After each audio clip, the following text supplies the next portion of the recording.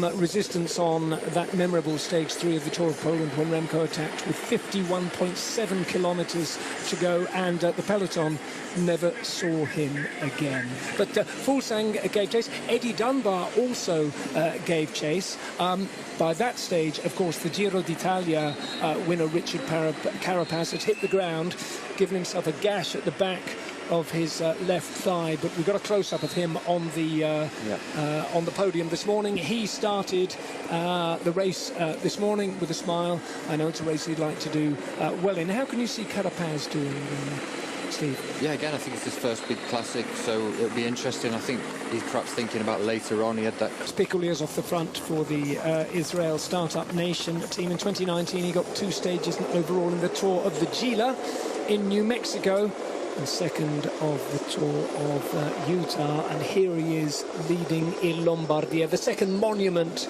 of the season. So excited. They're so excited.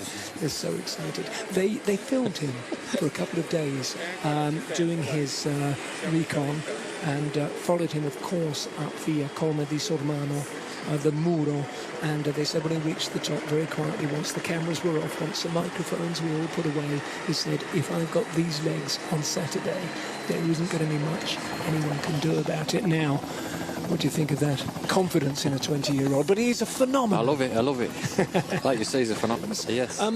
You know, if you've got 10, 12, 15 riders who are disputing all the Grand Tours and all the classics, isn't that a more exciting spectacle? Nothing we can do about it, I suppose, is the answer. I think just enjoy it. Enjoy watching Remco. Yeah. Enjoy watching the race. Yeah. You see what damage the Ghisallo's doing to the peloton behind now. As the Kunik keep the pressure on.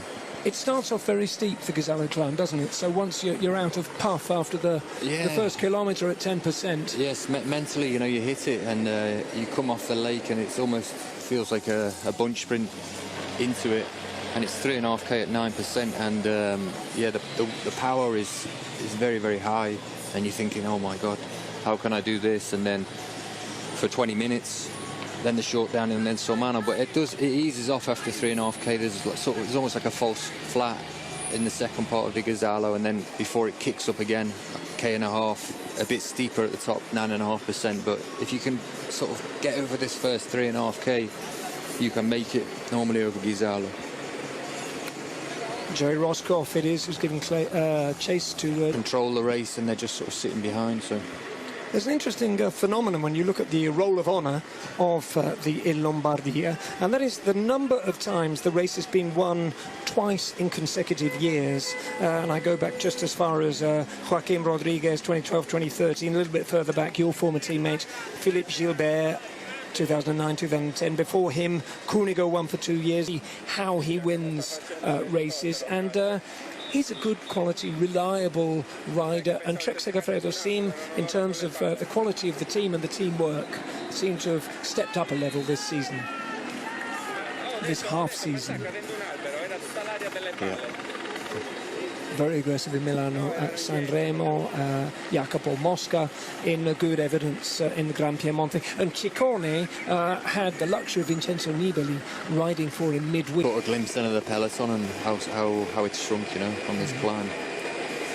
The top is 64k to go, the top of this climb, so another 4k. Chris Evans leads this man, Remco Evenepoel's looks pretty